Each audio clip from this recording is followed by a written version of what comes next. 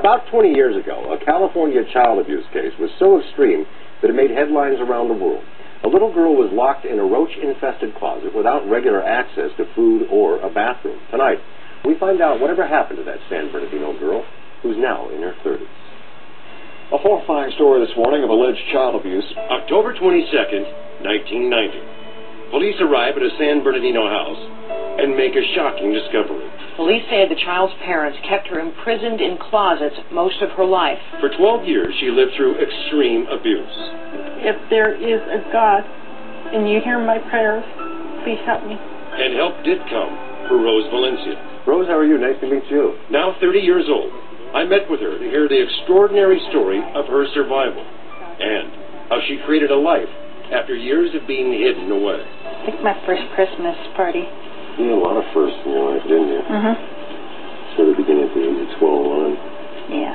Her life outside the closets started with a persistent police officer who became much, much more. This is the house. Tell me about it. This is the house. The family no longer lives here.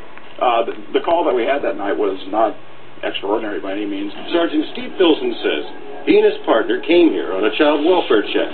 And he says, at first, were put off by Rose's father. But Filson insisted they check things out. And once inside, they found a suspicious closet. The nail pounded into the frame and bent over to prevent it from being opened. And he went over, moved the nail, opened it up, and there was our little girl. Deplorable.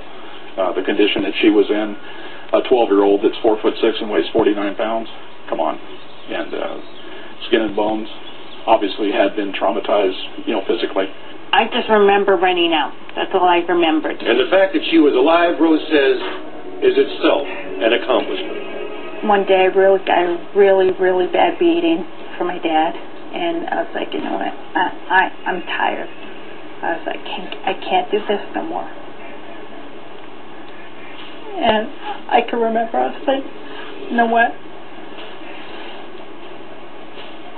I can remember there was bouts and stuff. I was like, you know what? I just want to end my life right now. This space, this was the size of Rose's world. She said for entertainment, she had a handful of marbles, and she used her fingers as dolls. So what she experienced when she got out of this was unimaginable. Presents flowed into the police association as people heard about what had happened. Today, Rose wants everyone who gave to know how much it meant. That was a big thing, for a small kid, all those toys and shoes, clothes, different things. That was a big thing to me. There was a trip to Disneyland, a New Kids on the Block concert, and something even more important. After I got in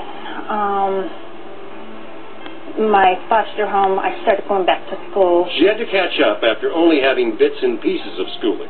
But in 1998, she graduated from high school. But all the good times couldn't erase one question. And years later, when her mother was out of prison, she had the chance to ask. I still want to know why. Why? She's like, you know what, Mija? I'm so sorry. Can you forgive me? I was like, Mom, I forgave you a long time ago. Both parents served prison time for the abuse, but Rose says she never wants to see her father again. But she is close to the officers who arrived that day.